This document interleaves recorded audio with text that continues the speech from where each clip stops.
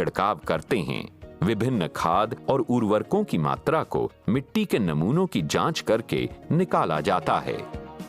गन्ने की फसल में बताए गए एनपीके का स्तर राज्य और क्षेत्र पर बदलता रहता है। उर्वरकों के लिए सलाह। बेसल मात्रा। गन्ने की बुआई के समय 15 से 20 टन अच्छी तरह से गला हुआ फार्म यार्ड या प्रेस मड खाद और 250 किलो नीम केक और 5-5 किलो पीएसबी तथा नत्रजन जैविक उर्वरकों को मिलाकर इस्तेमाल करें।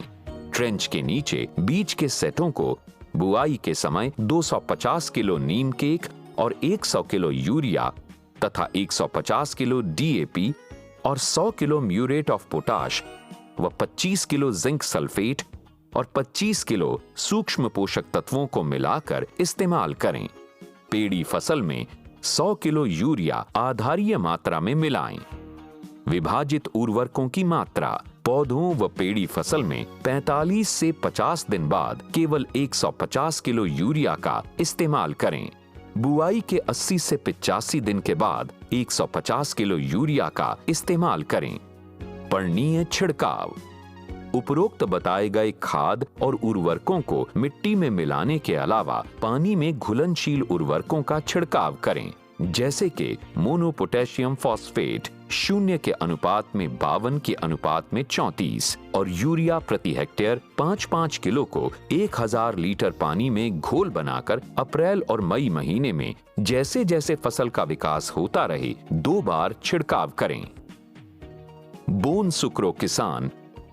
बोन सुक्रो प्रमाणन के लिए काम करने वाले किसानों के लिए उर्वरकों का संतुलित प्रयोग जरूरी होता है और इसकी मात्रा मिट्टी की जांच पर आधारित परिणाम अथवा उस क्षेत्र के लिए प्रमाणीकृत संस्थान द्वारा संस्तुत की गई होती है।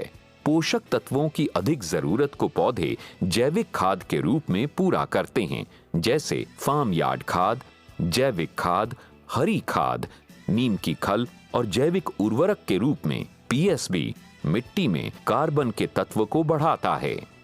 पौधों के अच्छे पोषक प्रबंधन से उपज और कृषि उत्पादों में लगातार वृद्धि होती है और साथ ही वातावरण भी सुरक्षित रहता है। रासायनिक, जैविक या सूक्ष्म जैविक उर्वरक पोषक तत्वों की आपूर्ति में लाभ और हानि दोनों गुण होते हैं और साथ ही मिट्टी की गुणवत्ता और फसल का विकास असर डालते हैं। उचित पोषक तत्वों के प्रबंधन के विकास से जरूरी उर्वरकों के द्वारा दीर्घकालीन कृषि के लक्ष्यों को प्राप्त किया जा सकता है। मिट्टी किसानों की पहली पूंजी होती है।